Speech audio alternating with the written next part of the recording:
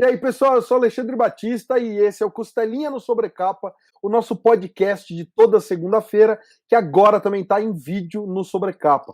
Então, quero dizer para você que se você está ouvindo nas plataformas de streaming, como Deezer, Castbox, iTunes e Spotify, lá no YouTube a gente tem também o vídeo dessa conversa. E se você está aqui no YouTube, mas vai sair de casa, quer continuar ouvindo, não quer perder, mas não quer ficar segurando o celular na mão, entra em alguma plataforma de streaming que tem o podcast só em áudio por lá.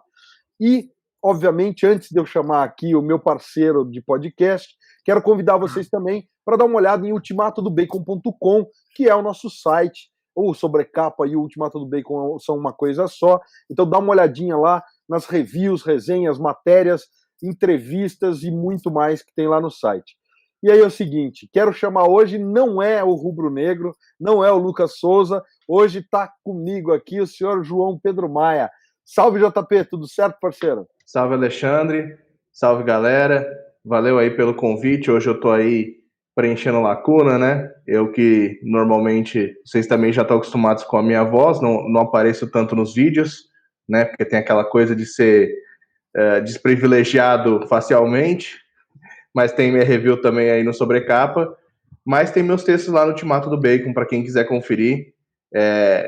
E obrigado aí quem tá ouvindo a gente em qualquer plataforma, e vamos aí. Hoje a gente também tá com um convidado especial aí, né, Alexandre? Pois é, rapaz. Eu, antes de mais nada, quero convidar a galera para ver os seus vídeos no Sobrecapa. Eu falo seus vídeos, porque por enquanto é só um, mas eu tô na esperança que você vai me mandar mais vídeos, porque eu curti demais, e eu acho que é isso, né? A gente é meio feio, mas a gente não tá aqui para falar de beleza, vamos falar de padrinho. Então eu quero aproveitar e, sem mais delongas, chamar aqui para conversar com a gente o Daniel Miranda, que também tem vários textos lá no Ultimato do Bacon. Daniel começou a participar lá do site, contribuir com os textos dele, mas ele é mais ativo no Instagram, né? Que ele assina como Negro Geek. Então, salve, Daniel, seja bem-vindo, meu irmão. Opa, obrigado, valeu. Tamo aí. Então, eu assino lá no Instagram como Negro Geek e fui chamado aqui pra gente trocar uma ideia sobre representatividade, principalmente representatividade negra no mundo nerd, né? E eu vou tentar trazer um pouco da minha experiência, da minha vivência. Já adianto que eu não sou o tipo de negro que é o padrão da sociedade. Eu me considero um negro muito privilegiado, fora do padrão mesmo, fora da curva, mas tenho uma boa experiência e uma vivência bem grande nos dois mundos, né? No mundo nerd e no mundo da negritude e na interseção dos dois. Então, galera, aviso aos desavisados, quem não leu o título do podcast nem do vídeo, por favor, não venham com esse papo de os caras estão hoje com podcast de lacração e que isso, que aquilo. A gente vai discutir aqui um assunto que é importante e que, se você não acha importante, muito provavelmente é porque você não sofre o preconceito.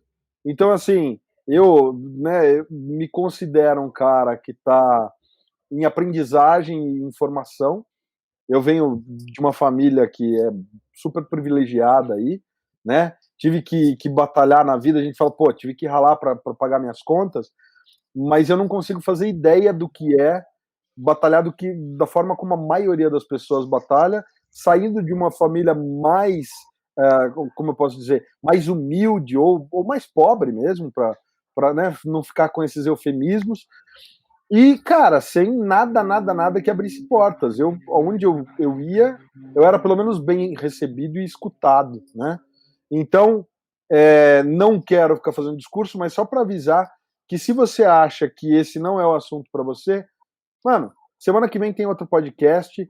A gente aqui já fez resenha de Destro do Luciano Cunha e a gente já conversou com gente que é super de esquerda. Então, JP, vou parar de falar, vou deixar a primeira pergunta na tua mão. E é isso aí. Esse é o papo de hoje. Se você não curtiu o tema, fica para a próxima semana, galera. É um papel muito legal esse que o Daniel faz lá no Instagram, de dar esse review, esse ponto de vista, cara, porque a gente que tá no Facebook, que tá no Twitter, a gente sabe que não são lugares fáceis, né? A gente tem muito hate das pessoas que acham que qualquer coisa que não seja né, vou usar o velho bordão aqui, mas se não é branco, hétero, é lacração, né? A gente teve, infelizmente, o caso daquele menino, né, o que fazia resenha de livros, né, também por um O Instagram, Dri. que foi muito atacado, Isso, livros do né, Dri. o Adriel. Driel. Sim, inclusive eu sigo ele, menino super inteligente, super Eu também. talentoso. A gente teve esse problema aí porque a galera não é muito receptiva. Então, o Daniel, você inclusive mudou o seu Instagram recentemente, né? Para Isso. focar, né? Que agora. Então, conta pra gente aí qual foi a sua inspiração para pegar especificamente essa área, né? Que, como você falou, você foge um pouco do padrão. Então, você poderia muito bem ter completamente ignorado isso Sim, e sim. ser, tipo, mais um, por assim dizer. Mas você preferiu realmente ir para esse lado. Então, qual foi a tua inspiração aí para isso, cara? Ô, JP, quando eu entrei no Instagram para falar sobre quadrinhos, né? Bom, de início, cara, a ideia do Instagram era ser vamos dizer assim, um álbum particular de leitura. Então, o que eu fazia? Inicialmente, eu ia ler uma revista e eu colocava lá, tipo, ó, li revista tal, ponto. Não fazia resenha, não discutia, sabe? Não tinha nenhum tipo de conteúdo. Era um álbum pessoal. Aí, óbvio, cara, que assim, você vai postar às vezes você posta uma capa, e alguém fala assim, pô, já li essa revista, maneiríssimo, não sei o quê, e aí isso acontece naturalmente, né? Na época eu usava o nome Amazing Fantasy, porque eu sou muito fã de Homem-Aranha, né? E aí eu usava esse nome como uma referência lá, a primeira revista onde o Homem-Aranha estreou, e era isso, eu postava as capas das revistas e só. E, cara, a galera começou a pedir mesmo, né? Falou, pô, fala sobre a revista tal que você tá lendo, não sei o que, escreve sobre a revista. E aí comecei a escrever algumas resenhas. E aí, cara, quando eu comecei a escrever resenhas, eu falei assim, eu preciso procurar mais criadores de conteúdo voltados para o universo nerd, né? Para eu ter fontes para beber de inspiração, né? E aí eu comecei a procurar, assim, achei muita gente interessante, mas quando você ia olhar para as pessoas, visualmente, não eram pessoas com quem eu conseguia me conectar num primeiro momento, porque eu via que, cara, 99,9% dos criadores de conteúdo de conteúdo nerd eram brancos. E aí uns 80% eram caras brancos, ainda tinha aí uma razoável parcela de garotas, né? E aí eu falei assim, pô, que estranho, cara, não temos muitos produtores de conteúdo negros. E aí, cara, eu fui na busca, né, na busca lá do Instagram e comecei a procurar palavras-chave, né, pra preto nerd, negro geek, aí até achei o perfil da Preta e Nerd, do Afro Nerd, e eu falei assim, pô, mas senti falta demais, né, falei, pô, tem proporção aí de 10 para 1, sabe? Muito pouca gente se posicionando enquanto negros. E é engraçado que, assim, quando a gente usa um nome negro geek, né, automaticamente, a gente está assumindo uma identidade racial, né? A gente está assumindo uma identidade racial. E isso aproxima ou afasta algumas pessoas, igual o Ale falou no início aí. Tem gente que acha que isso é mimimi, tem gente que acha que é bobeira, que não sei o que não tem necessidade de falar, né? Assim como teve muita gente que chegou no meu direct, né, e comentou assim, ah, pô, maneiro sua página, não sei o que, independente da cor, sabe? Tipo assim, pô, se o cara fosse colocar lá, sei lá, se o cara colocasse lá geek europeu, sabe? O cara não ia falar, pô, independente da sua descendência, sabe? Mas como a gente se posiciona como negro geek, o cara faz esse tipo de comentário, né? Pô, independente da cor, nós temos todos a mesma cor, somos todos da mesma raça, não sei o que, sabe? Aí, beleza. E aí, bom, enfim, voltando um pouco, eu notei que tinha pouca gente, né, se posicionando enquanto negro nesse mundo nerd. Eu falei assim, cara, eu vou me posicionar dessa forma. Acho que é a minha forma de contribuir. E por que eu acho que esse posicionamento é importante? Porque isso abre margem para outras pessoas que estão nesse meio nerd observarem que, assim, o meio nerd também é lugar de preto, né? Apesar de ainda ser um ambiente muito elitizado, vide os preços praticados pelas editoras no Brasil, né? Ou melhor dizendo, pelas editoras mais mainstream, apesar de ainda ser um ambiente muito, muito elitizado, tem muito cara que é preto e é nerd, e às vezes nem se toca que ele é nerd, sabe? Já troquei ideia com muita gente que falou assim, pô, mas o que é ser nerd, cara? Aí você fala, pô, filme, série, sei o quê, quadrinhos, né? O que é ser geek, né? Pô, filme, série, quadrinhos, música, não sei o quê. E o cara, pô, velho, então eu sou geek, então. Eu falei, velho, você é geek, sabe? Só que, pô, o cara, como era negro de periferia, não sei o quê, ele não se enxergava nesse ambiente, entendeu?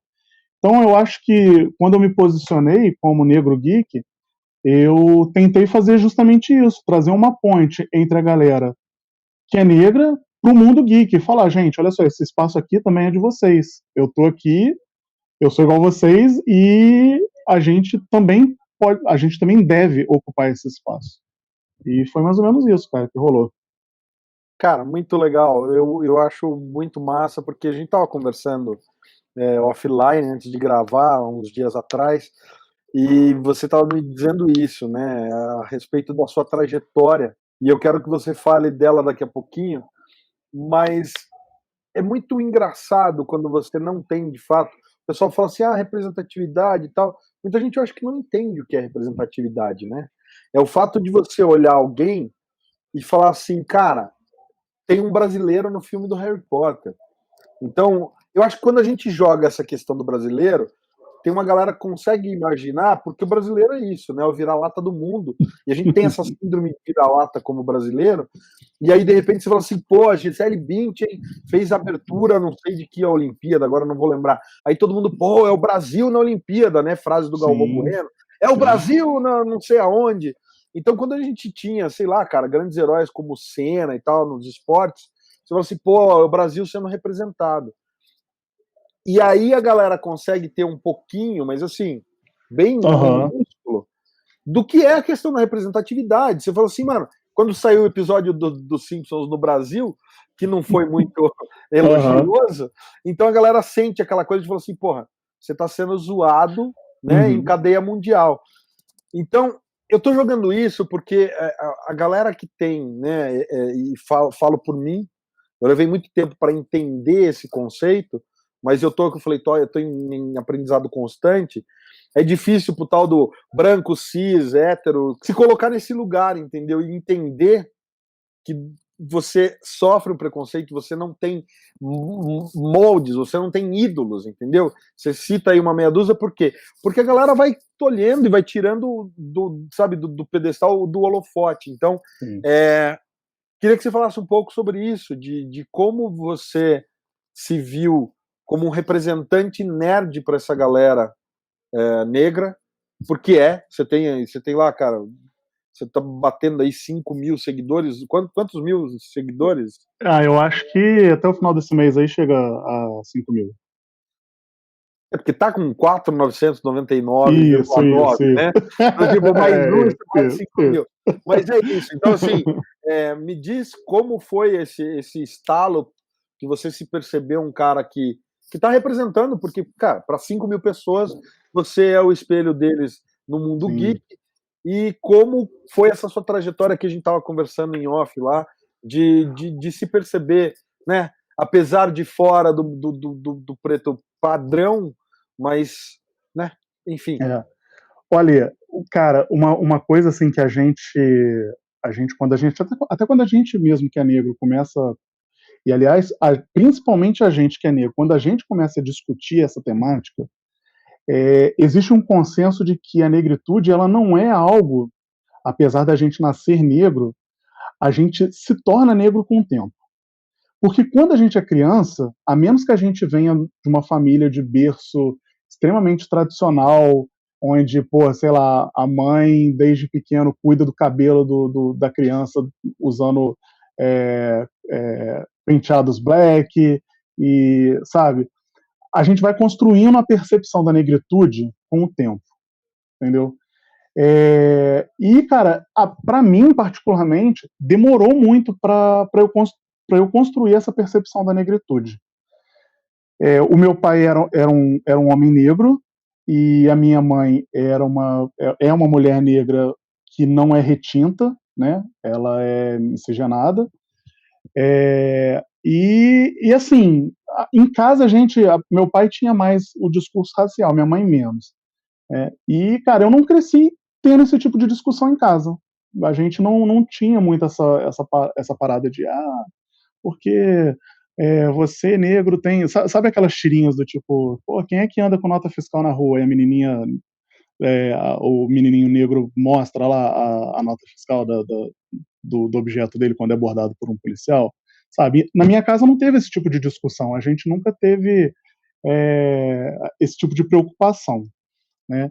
Por quê? Porque eu sou um negro que nasci num ambiente mais privilegiado, então meu pai imaginava que ia ser mais difícil de eu sofrer uma série de racismos estruturais que um negro de periferia tem mais a preocupação. Então, assim, eu demorei muito tempo por conta disso para me entender negro, né? E como foi que eu me entendi negro? Cara, quando eu passei a observar os outros negros como, como pessoas diferentes de mim mesmo, né?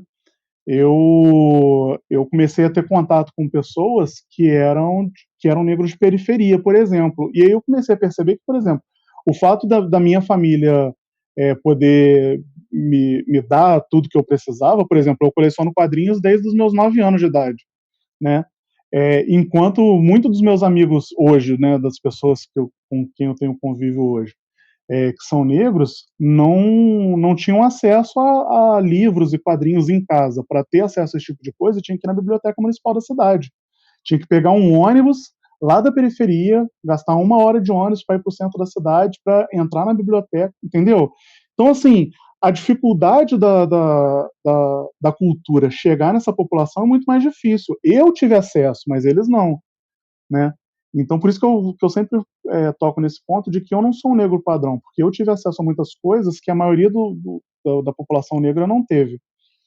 E aí, assim, tanto que há um tempo atrás, eu era o tipo de negro que reproduzia alguns discursos que estão impregnados na nossa cultura racista estrutural, que tipo de discurso contra cotas em universidades, que tem coisa que é mimimi, não sei o quê. Mas por quê? Porque eu nunca usei cota, eu nunca, sei lá, sabe, nunca precisei ter acesso a algumas coisas que o pessoal aponta como desnecessárias, né? Mas aí quando eu parei de medir os outros negros pela minha régua, eu comecei a entender que realmente existe uma questão de negritude que não é muito falada, que não é muito falada não, que não é muito entendida, né? E não só pelas pessoas brancas, mas por algumas pessoas negras também.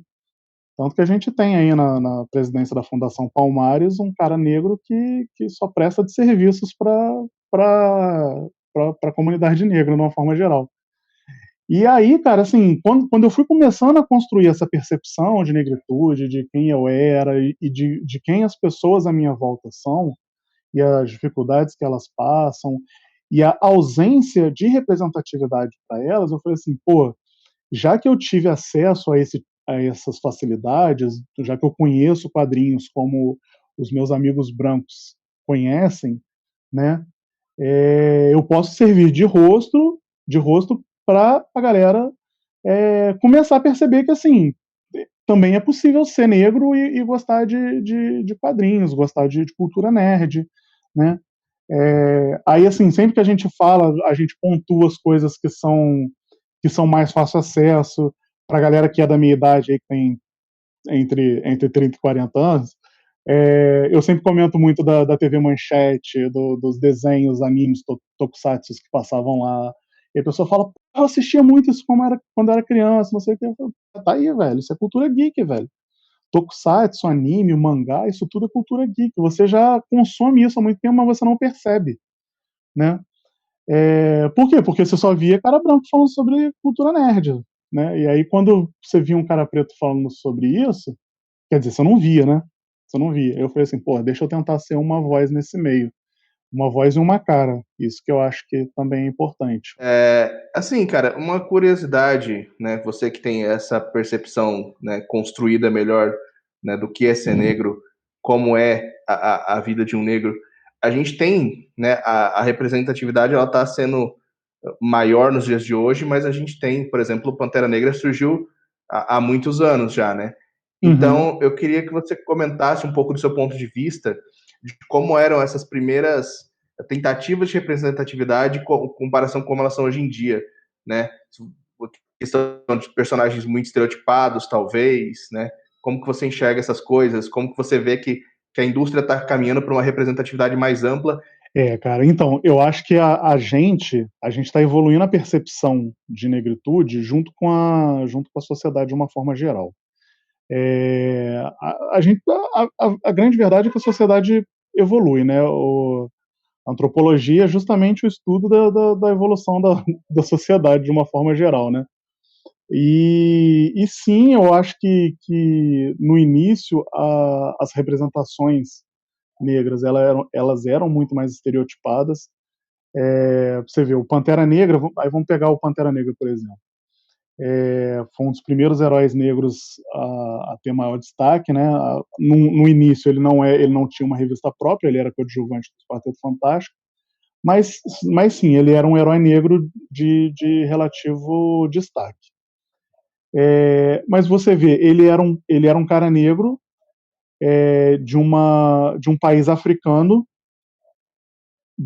tipo, desconhecido de tudo, extremamente com um avatar selvagem, né, de uma pantera, que apesar do nome não tinha nada a ver com o movimento liderado pelo Malcolm X, os Panteras Negras. E assim, tinha todo aquele contexto de selva, né? Tanto que a revista que o Pantera Negra migrou quando foi ter revista solo era o Jungle Book, né? Era Jungle Book mesmo o nome da revista? Não lembro agora. Mas era algo assim. E aí tinha toda essa questão estereotipada, né? Do único negro que tinha espaço era um semi-selvagem. A verdade era essa, porque no início também o Pantera Negra não tinha tanto essa percepção, apesar de já estar lá falando que ele era nobre e tudo mais, ainda era um negócio muito tímido.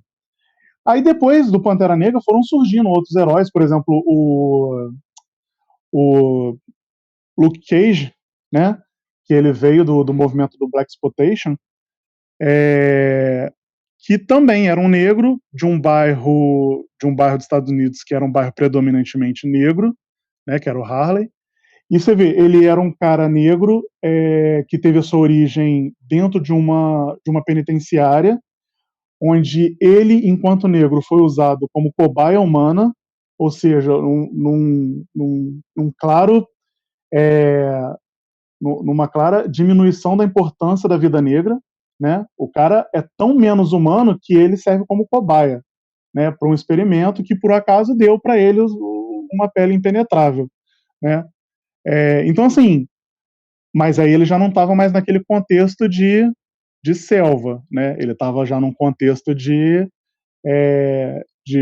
ambiente urbano, entretanto, um ambiente urbano desprivilegiado. E, cara, a gente foi caminhando, a gente teve vários outros personagens, aí a gente teve a primeira Capitã Marvel, né, que era a Mônica Rambeau, que aí já chegou com outra importância, era uma mulher negra do exército americano, né? Agora eu não lembro se ela é do exército americano. Acho que não. Acho que o nome Capitã Marvel era só patente de super-herói, né? Quem era capitã era só a outra mesmo. Mas enfim, a gente tinha a Mônica Rambeau, que era uma mulher negra, usava, né, um Black Power poderoso, A gente foi tendo outros personagens até, obviamente, evoluir aí para um Miles Morales da vida, por exemplo. O Miles, cara, eu gosto sempre de ressaltar o quanto o Miles é um personagem que poderia muito bem ser eu, ser qualquer um de vocês, porque ele, cara, é um garoto, é, salvo, óbvio, a nossa idade, né? Mas, assim, cara, ele é um garoto que estuda numa escola boa, que gosta de música, que gosta de filmes, gosta de jogos, cultura pop, nerd de uma forma geral. Só que, por acaso, ele é negro, entendeu? Por acaso ele é negro, não é um negócio. Óbvio que depois você lendo a revista, ele gosta de música. Que tipo de música ele gosta? Ele gosta de hip hop, que é uma música mais voltada para o público negro, né? Que tem mais aceitação, tem mais penetração na comunidade negra. Mas o Miles Morales, numa forma geral, cara, ele é um jovem comum, só que ele é negro, entendeu? E a gente teve essa caminhada toda, passando por vários estereótipos, alguns bem trabalhados, alguns envelheceram bem. Por exemplo, o Pantera Negra, eu acho que é um personagem que envelheceu bem. Ele trouxe novas camadas de entendimento para ele, principalmente por conta do filme, sim, mas acho que desde os anos 2000 ali, a gente, naquela fase pré-casamento do Pantera com a Tempestade, a gente tem um trabalho de mais qualidade com Pantera Negra, né? Mas você vê que ainda é um personagem que tem muito pouco espaço. Uma das revistas mais vendidas nos Estados Unidos nas últimas vendagens era do Pantera Negra e foi cancelada. Por quê? Não sabemos. Eu quero aproveitar e continuar, então, falando de quadrinhos, justamente por conta disso. Você falou, mas até agora nenhum dos exemplos citados foi da DC. Queria te perguntar o que você achou da fase do Aço no Renascimento, né? Da fase. Porque é isso, né? Eu queria realmente te perguntar se você acha que na DC Comics a gente tem, inclusive convidar a galera, tá aqui em cima, eu vou colocar o link para a matéria do Daniel de 20 super-heróis negros que você precisa conhecer. Tem, obviamente, uns ali que são da DC, mas eu queria te perguntar, você acha que a DC tem algum super-herói negro que seja de fato relevante e que não seja só do tipo assim, tá pela cota ali, a galera criou e pôs, tirando, obviamente, o Aço, porque, né, Uhum. a galera tinha realmente, eu acho que desenvolvia alguma coisa, mas também, depois de um certo tanto de tempo, tiraram de linha, tiraram de Uhum. circulação, enfim, discorra sobre isso, Daniel. Olha, então, eu já começo falando assim, eu sou Marvete doente, né? Doente mesmo. Leio a primeira. Eu comecei lendo quadrinhos quando meu pai me deu de presente, criança mesmo, uns 10 anos mais ou menos. Ele me deu uma assinatura de revistas em quadrinhos. Na época, quem publicava Marvel e DC no Brasil era a Abril. Meus pais assinavam a Veja, né? E aí vinha no encarte da Veja, vinha umas propagandazinhas das assinaturas. Eu peguei para meu pai falou: vou te dar uma assinatura de revista, escolhe aí. Eu olhei, a Marvel tinha 6 revistas, a DC tinha 5, eu fui no quantitativo. Aí eu peguei Marvel. E, cara, mas assim, não me arrependo não. Desde então, eu sou Marvete doente. Mas, obviamente que no percorrer da vida eu passei a adquirir e ler também coisas da DC, mas eu confesso que em muito menor volume. Quando eu comecei a ler revistas em quadrinhos da DC, era aquela fase do Mark Waid na Liga da Justiça. Foi publicado aqui no Brasil na revista Melhores do Mundo. E logo no iníciozinho da fase que eu comecei a ler, o Aço virou um dos membros da Liga da Justiça. E era o único membro negro da Liga da Justiça. E na época, isso estava inconsciente na minha cabeça. Não era um negócio consciente, tipo, pô, maneiro, a Liga da Justiça tem um personagem negro. Mas era o personagem que eu mais gostava na revista e eu não entendi o porquê. Bizarro. Tinha Lanterna Verde, que era maneiríssimo, tinha o Flash do Wally West, que era super, super engraçado, tinha várias tiradas maneiras. Tinha o Aquaman com arpão no braço, que era super descolado também, com visual super da hora. Mas o personagem que eu mais gostava era o Aço. Toda aquela armadura, parafernália dele, aquela marreta, achava sensacional. Nessa época também, aí para envergonhar um pouco a história do Aço, lançaram um filme do Shaquille O'Neal com o Aço, um filme do Aço estrelado pelo Shaquille O'Neal, né? Que era um filme bizonho, terrível. Mas, cara, foi um dos primeiros filmes de super-herói negro a serem trazidos para as telas. E assim, eu acho, cara, que a DC tem tentado trazer mais representatividade para o universo dela. Recentemente eu li Naomi, que eu acho que é um quadrinho muito bacana mesmo. Ela basicamente pega ali tudo que fez o Super-Homem, né? Eu sou da época do Super-Homem, enfim, o Superman. Ela pega tudo aquilo que fez o Superman ser um personagem super amado e tudo mais, e trouxe para uma garota negra como protagonista, né? Era uma menina que veio né, de um mundo que estava se colapsando, e aí caiu na Terra, foi adotado por um casal e foi criada como sendo uma pessoa, né, normal, terráquea, até descobrir que não era. Então, assim, eu acho que esse é um dos casos que a DC tem feito um bom trabalho, que eu não acho que não é só por cota, sabe? Inclusive, a Naomi foi escrita, foi criada pelo Brian Michael Bendis, que é o mesmo cara que criou o Homem-Aranha Miles Morales, né?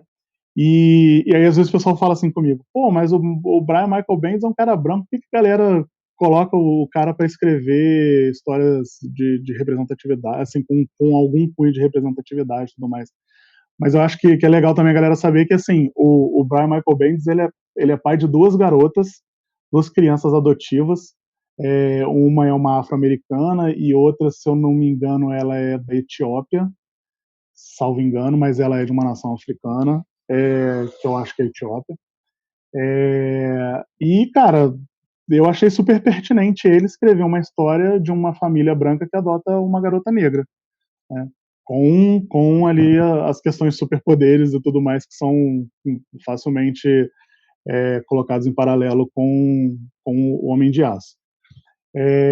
No quadrinho da Justiça Jovem, agora, se eu não me engano, também tem uma Lanterna Verde ou algo próximo a um Lanterna Verde, uma criança Lanterna Verde, né? Que é uma criança negra. Que, cara, eu acho que assim, eles entram um pouco como cota, mas se tornam pertinentes de qualquer forma, né? É um ponto ali de gancho para uma criança que estiver lendo se sentir representada, né? Naquele quadrinho do Minha Querida Liga da Justiça, que é claramente voltado para o público infantil, a gente também tem lá toda a Liga da Justiça e o Lanterna Verde, que é retratado ali, ele não é um cara branco, né? Então, eu acho que tudo isso engrandece e pluraliza o produto final, que são os quadrinhos para a galera, para o mainstream. Porque a gente tem muita gente que reclama do que eles chamam da tal lacração. Aí eu vou te dar alguns exemplos, eu queria ver a sua análise sobre eles. Por exemplo, você já citou aí o Miles Morales, que foi um personagem de legado, começou lá no universo Ultimate, mas que no universo Marvel regular tá super de boa. Aí você tem também, por exemplo, a Riri Williams, que foi criada para substituir o Stark, mas tipo, apesar de corrida e tal, foi uma substituição natural, por assim dizer. Quando você tinha o desenho animado da Liga da Justiça, você tinha ali, né, optaram pelo John Stewart, que também já era um personagem muito estabelecido em favor do Hal Jordan. Só que a DC, parece que ela realmente tenta lacrar ali o mais rápido possível. Você tem, por exemplo, você citou que né, como se divertia com o Wally, aí quando esteve no 952, eles apagaram o Wally que estava no imaginário já de muita gente, muito fã antigo, e substituíram pelo Wally negro, né, que já era um personagem que agora está lidando com os dois, mas na época foi muito uma jogada assim. E, por exemplo, para reformulação da Liga da Justiça, ao invés de trazerem o John Stewart, né, dar um jeito de estabelecer ele um pouco antes, ou de usar o Caçador de Marte, cuja identidade civil dele é negra, eles optaram por jogar o Cyborg para preencher como se fosse uma cota, por assim dizer. O que você vê desses movimentos, assim, né? O que parece mais orgânico? O que na sua opinião, realmente parece que foi feito para tentar lucrar em cima do pessoal, né? Para tentar parecer que está fazendo uma coisa positiva, mas na verdade só quer lucrar com o público negro? Cara, o que eu acho sobre a incursão da representatividade? Não é natural. De fato, não é natural. Não é um negócio que entra e a gente fala assim, olha só, pô, legal, tem um cara aqui também. Não, ele é forçado mesmo. Ele é forçado. E por que parece ser tão forçado? Porque é difícil de entrar. Eu acho que se tivesse um espaço mais, vamos dizer assim, se a gente tivesse uma quantidade parecida de heróis negros e heróis brancos, isso ia ser mais natural mesmo, né? Porque na hora de você escolher os personagens, você ia pensar um aqui, um ali, e você ia ter naturalmente uma equipe diversa. Mas o panteão dos heróis não é nativamente diverso. Então, qualquer tentativa de inclusão, de diversidade, ele vai parecer forçado, e eu acho que ele efetivamente é forçado, né? Agora, os roteiristas, eles têm como fazer isso se tornar mais sutil. Por exemplo, no caso lá do Miles Morales, ele está super bem inserido no universo Marvel, mas a gente precisa lembrar que ele começou como um Homem-Aranha de um universo alternativo, né? Ele não teve espaço logo de cara no universo tradicional. Ele começou lá no alternativo, foi ganhando popularidade, e aí, quando puderam, trouxeram ele para o universo tradicional. O próprio Nick Fury, que também era um personagem branco inicialmente, né? Teve toda ali uma história de desconstrução, trouxeram um filho afro-americano do Nick Fury original, que a gente já conhecia, né? Teve uma construção ali. O que eu acho que acontece muito é que a Marvel consegue fazer isso um pouco melhor do que a DC, de fato. De fato, eu acho que ela consegue trabalhar isso um pouco melhor. Mas você vê que a DC começa a trazer agora alguns roteiristas que conseguiram fazer isso bem na Marvel para fazer a mesma coisa na DC. Eu acho que a jogada é essa. Com relação a fazer isso para vendagem, cara, a gente precisa lembrar que é um meio capitalista, que eles estão ali para isso mesmo, para ganhar dinheiro e lucrar. A gente não pode se enganar achando que a empresa, que as empresas, de uma forma geral, vão colocar a representatividade porque elas acham que é importante, do ponto de vista social. Não é, nunca vai ser. Elas vão fazer isso porque elas acham que vende. Por que elas acham que vende? Porque um filme protagonizado por um super-herói negro conseguiu muito destaque, né? Porque quadrinhos de super-heróis negros estão se mantendo na lista dos mais vendidos. Então ela começa a perceber que isso tem um apelo de mercado. E aí vão trazer, óbvio, vão tentar fazer o máximo para conseguir a sua fatia de compradores, né? De consumidores. Eu não li a fase do Wally West negro, né? Eu também não vi a série, então, assim, nesse caso do Wally West eu não posso realmente pontuar nada no sentido de ser bom ou ser ruim. E eu tomo muito cuidado com isso, para não falar assim, tipo, não, mas é forçado, não é, não sei o quê. Eu acho que a gente sempre deve dar uma chance e parar e ler, e principalmente, eu acho que a grande dificuldade que a gente, como leitor de quadrinhos, apegado aos personagens do jeito que eles são, é que quando mexem com um personagem que a gente já tem no nosso imaginário, né, que a gente já tem em memória afetiva construídas e tudo mais, quando eles mexem nesse personagem, eles mexem nas nossas memórias afetivas. Só que o Wally West não é meu. O Wally West não é seu, não é do Alê, não é de ninguém, né? Ele é a propriedade da DC, cara. A DC vai fazer com ele o que ela achar que é mais propício para ela. E aí, quando a gente se sente pessoalmente atacado com essas mexidas, a gente tende a cair no discurso de que, pô, foi forçado, pô, não tinha necessidade. Eu mesmo, eu lembro que eu falei isso com relação ao Tocha Humana do Michael B. Jordan. Eu falei, cara, por que, velho? Por que pegaram Tocha Humana, o Johnny Storm, e colocaram um cara negro pra fazer o personagem, cara? Não, na minha cabeça não fez o menor sentido. E detalhe, colocaram a Sue Storm como sendo a garota adotada por uma família negra. Cara, muito fora da realidade isso, sabe? Então, assim, é um caso que eu acho que foi mal trabalhado. E aconteceu, né? Eu acho que não deveriam ter feito? Não, não acho. Eu acho que eles deviam ter mantido, sim. Não... Depois que você assiste aquele filme do Quarteto Fantástico, você percebe que isso, de longe, é o menor dos problemas do filme, né?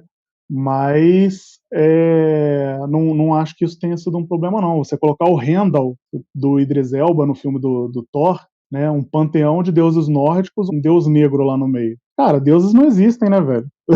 Até onde a gente sabe, né, os deuses nórdicos não existem. Então, cara, que diferença faz o cara ser negro, o cara ser ruivo, o cara ser louro, o cara ser asiático, né? Ninguém questiona isso, mas questiona o cara negro. Então, eu acho que a gente sempre deve fazer esse questionamento. Ainda com relação ao Thor, eu lembro que quando saiu a revista da Jane Foster como Thor, né, o pessoal falava, pô, transformaram o Thor em mulher, cara, pra quê? E não sei o quê. Aí eu perguntei, pô, mas você já leu? Não. Eu falei, pô, então, cara, lê primeiro, velho, a história é maneira, sabe? Então, assim, eu sempre reforço que, cara, vamos tentar ler e às vezes entender que, pô, às vezes, cara, a gente lê uma história e aquela história não funciona, mas não funciona pra gente, né? Capitã Marvel, por exemplo, é uma história que não funciona pra mim, mas eu não falo que a história é ruim porque ela não falou comigo. Talvez eu não fosse o público-alvo daquela história mesmo, né? E o público nerd tem essa dificuldade às vezes, ele acha que por ser de super-herói, por ser um panteão da Marvel, da DC e não sei o que, pô, obrigatoriamente tem que falar pra ele. Não tem, cara, não tem. Até porque dentro os quadrinhos de super-heróis não é um gênero fechado, né? Você tem histórias de terror, você tem histórias sci-fi, você tem histórias adultas, você tem, enfim, uma infinidade de tipos de histórias e dentro delas cabe uma outra infinidade de abordagens. Então, eu acho que tudo é válido desde que bem feito. Para a gente encerrar, eu queria que você me explicasse uma coisa. Uhum. Por que a DC decidiu fazer o Batman do futuro e botaram o Terry McGinnis, cara, que era um cara que ninguém sabia quem era, né? Uhum. E virou o que virou, porque todo mundo ama Batman do futuro a ponto de estarem fazendo petição para botar o Michael Keaton como o Bruce Wayne de um filme do Batman do futuro. Tem gente, né, na internet, você vai no Reddit, tem um monte de gente que defende essa ideia. E aí, a hora que você bota o Timothy Fox de Batman, no Future State, que nada mais é, né, do que um Batman do futuro, daí é um problema, porque, pô, tem o Dick, tem o Tim, tem o Jason, tem o Damian, tem uma lista de Robins na fila. Por que foram pôr um negro no lugar do Batman? E o Terry está lá, ninguém sabe de onde vai vir o Terry, né? No universo canônico eu nunca ouvi falar o nome dele, mas aí ninguém reclama do Batman do futuro. Me explica isso, Daniel. Cara, acho que não tem um jeito bonito de falar isso, mas é um pouco de racismo, velho.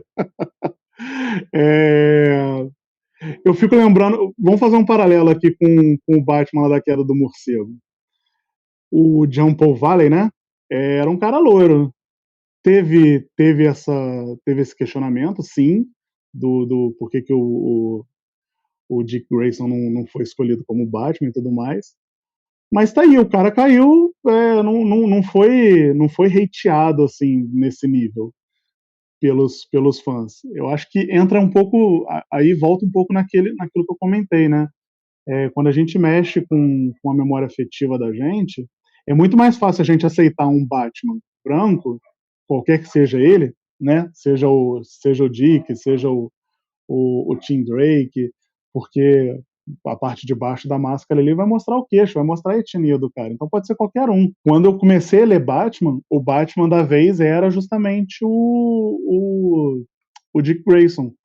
Ele e o Tim Drake como Robin. Né, pós queda do morcego ali, naquele período que o Batman dá uma pausa na carreira dele. Só que isso era muito fácil de aceitar, né, cara? Eu li aqueles quadrinhos na época e demorou um pouco para eu entender que aquele Batman ali não era o Bruce Wayne, né, que eu conhecia do filme e tudo mais, era outro. Então, assim, choca muito mais quando colocam um personagem negro, né? Chocam muito mais, por exemplo, quando você troca o Homem-Aranha pelo Miles Morales, mas não chocou tanto quando você substituiu pelo Ben Reilly, né? Nesse sentido, assim. Eu tô dando exemplos dos anos 90 para a gente mostrar, porque antigamente essas substituições também aconteciam, só que eram pessoas brancas que assumiam o legado, né? Hoje em dia não, hoje em dia como eles entendem a importância da diversidade, eles estão trazendo isso mais à tona, né? Eles estão forçando um pouco mais isso, porque a gente sabe que é necessário. É, precisa de penetração nesse público, cara, senão vai ser sempre vão ser sempre leitores brancos e uma meia dúzia de gato pingado só, de outras, vamos dizer assim, de outros marcadores sociais que não se veem tão bem representados nos quadrinhos. Então eu acho que a galera que se sente afrontada com isso é porque elas percebem que elas estão perdendo espaço que originalmente era delas. E isso é a base do racismo, cara. É a base do racismo. A pessoa perceber que um espaço que era originalmente dela está sendo perdido para um negro porque ele é negro. Cara, eu queria agradecer aí o Daniel por ter dado essa perspectiva para a gente, né? Como o Alexandre falou, a gente está sempre aprendendo alguma coisa aí, porque senão a gente não, a gente, sei lá, acho que a gente já pode começar a dividir, a gente para de ser nerd, porque antes tinha até aquela divisão, né? O nerd é o quê? É o cara estudioso, é o cara que quer aprender, inclusive tinha muita gente que até uns anos atrás ficava bravo, falava, vai, na minha época nerd tinha que saber de matemática, não era só ler quadrinho, não. Inclusive, uma vez eu esfreguei meu diploma de mestrado na cara de um, falei, eu não sei matemática, mas tá aqui, ó, sou geneticista. E então, nerd, tá, tudo bem, nessa visão, é o quê? É alguém que tem sede de conhecimento, tá buscando aprender, e se a gente para e quer ver só as coisas do nosso jeito, a gente não é mais nerd, né? A gente é só um chato de Facebook atrapalhando a paz alheia, né? Exatamente, mano, exatamente. Eu quero aproveitar também e agradecer ao Daniel, não só pelas colaborações que ele dá lá no Ultimato do Bacon sempre, mas por estar hoje aqui conversando com a gente. E deixo aberto, Daniel, para você o espaço agora. Falo isso para todo mundo que vem para cá, sempre que você quiser participar, o Costelinha é o espaço para você. E deixa uma dica aí pra gente, cara, de alguma HQ que você acha que você quer indicar, além daquelas que você já indicou lá no Ultimato do Bacon, mas qual seria uma HQ que você acha que, assim, trata do tema com sei lá, com maestria, assim, e que seria legal do pessoal buscar para ler? Tem alguma que vem na tua cabeça? Enfim, o espaço é seu, de novo. Olha, eu agradeço aí o JP também, fui super bem recebido, eu sou sempre muito abraçado lá no Ultimato do Bacon, né, cara, eu acho que é uma galera que me abraçou aliás, desde antes de eu assinar como Negro Geek, de eu me posicionar dessa forma. É um espaço muito bacana, onde tem uma galera muito da hora. Às vezes eu fico até me sentindo meio mal porque eu não interajo tanto, às vezes eu só olho o WhatsApp lá, eu fico rindo comigo, mas eu não interajo muito com a galera, mas assim, é um espaço muito bacana e eu agradeço demais a oportunidade que vocês me dão e o espaço que vocês me dão também e o acolhimento. Eu, assim, como considerações finais, cara, eu queria reforçar mais uma vez, eu não sou, tô longe de ser o porta-voz do negro no mundo geek. Tô longe de ser isso, não sou unanimidade de nada. Tudo que eu comentei aqui com vocês, cara, é a minha visão, né, da visão que eu tenho até hoje. Vocês falam que o Ale comentou aí que ele é um ser humano em construção, em desconstrução. Todos nós somos. Como eu disse, até uns anos atrás, eu disseminava discurso de que cota é besteira. Hoje em dia eu entendo mais essa importância. Então, sei que tem coisas que ainda vêm na minha cabeça que são reflexos de racismo estrutural. E é isso, assim, não sou detentor da verdade, pelo amor de Deus, estou aqui para aprender também. E principalmente compartilhar realmente a minha experiência e as minhas leituras e etc. Cara, fazer uma sugestão de quadrinho é difícil pra cacete, né? Mas um quadrinho que, assim, eu vou sugerir, não vou sugerir nada de super-herói hoje. Eu sei que muitas das pessoas que chegam no mundo nerd vêm por causa de super-heróis. É por isso que é tão importante a gente ter representatividade no meio mainstream, né? Para a gente mostrar que quadrinhos é cultura e é cultura para todos, não é cultura só para alguns, né? Mas, assim, falar de Miles Morales, de Pantera Negra, de Naomi e etc.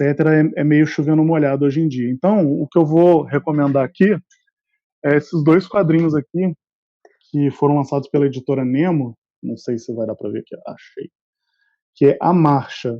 É uma biografia do John Lewis, que é aquele congressista americano que faleceu esse ano, de câncer, e ele era um dos braços direitos lá do Martin Luther King. Estava previsto agora para novembro, infelizmente, quando a pandemia atrasou, o terceiro volume da Marcha, que encerra a trilogia, né? Que vai contar a história da Marcha de Selma. Para quem tem interesse em conhecer a história da Marcha de Selma e não quer ficar lendo livros e ter aula de histórias, pega o filme para assistir. Tem um filme chamado Selma, que é muito bom. E, cara, esse quadrinho aqui é maravilhoso, porque ele traz uma perspectiva da história da luta antirracista que é sensacional, super pertinente. Aliás, no Brasil, acho que qualquer história sobre lutas antirracistas sempre vai ser pertinente, infelizmente. A gente torce muito para que um dia todo esse discurso esteja datado, mas por enquanto não é. E enquanto isso, a gente aproveita os quadrinhos numa forma de entretenimento, mais um entretenimento educativo. E, cara, é uma história maravilhosa, super recomendo os 2 volumes já lançados de A Marcha, e fiquem atentos aí pro lançamento do terceiro volume em breve. Legal demais, cara. Eu já deixei anotado aqui, eu com certeza vou correr atrás. E é isso aí, galera. Quero agradecer quem está com a gente até agora, assistindo ou ouvindo, e lembrar que semana que vem tem mais. Toda segunda-feira tem um Costelinha novo, seja no YouTube aqui no Sobrecapa ou nos podcasts, nas plataformas de streaming. Durante a semana, a gente tem comparativo e review no Sobrecapa e no site do Ultimato do Bacon. Todo dia tem conteúdo novo, então visita a gente também por lá. Não esquece de dar uma olhada nos outros vídeos do canal, clicar no logo do Sobrecapa para se inscrever se não for inscrito, e até o próximo vídeo, ou podcast, ou o que mais seja por aqui, galera. Valeu!